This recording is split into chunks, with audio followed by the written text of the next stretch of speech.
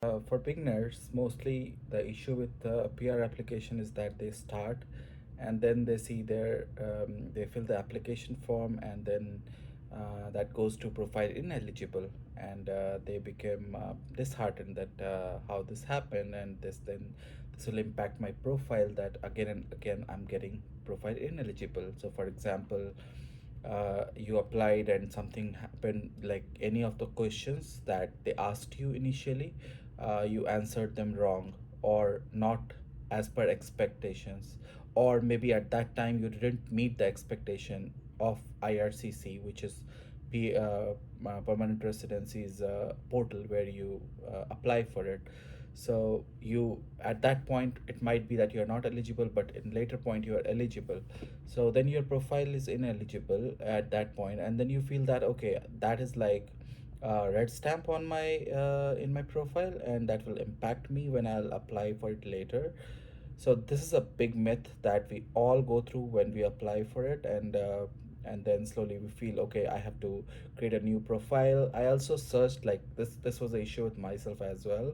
I searched a lot and people said okay, create a new profile, but boss, I had my study permit and everything in this one, so I was like okay, I don't want to create a new profile. But yes, I have three. I'll show you right now. Like, I applied on May 21st, 2021, and I did something wrong in the application and it was profile ineligible. We'll talk about it more, like what goes wrong and what it can go wrong. But in 2021 May, it was ineligible. Again, I applied in December 23, it was ineligible.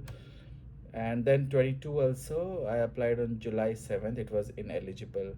So when I applied and created it, it was accepted in FSW, which is a federal skilled worker. I'll talk about those more in the later videos. But in some category, it was yes, and then later you can edit it. So I went there and I edited it, changed few of the questions, and again it was showing as, like, it started showing as ineligible.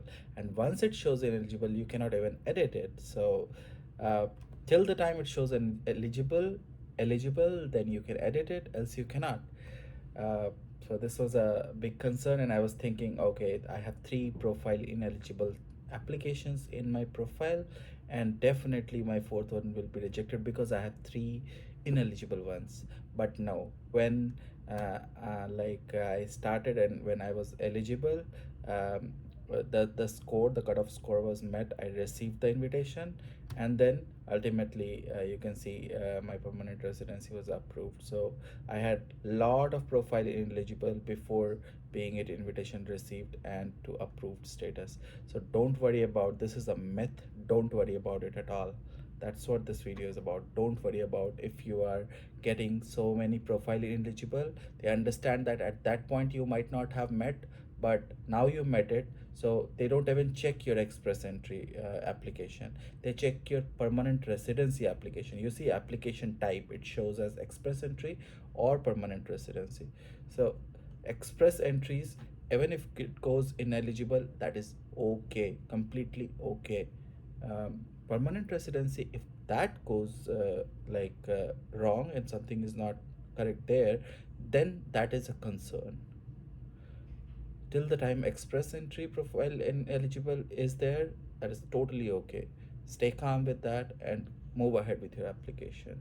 Now we'll talk about like what it shows, like what happens when your profile is ineligible, why it is ineligible.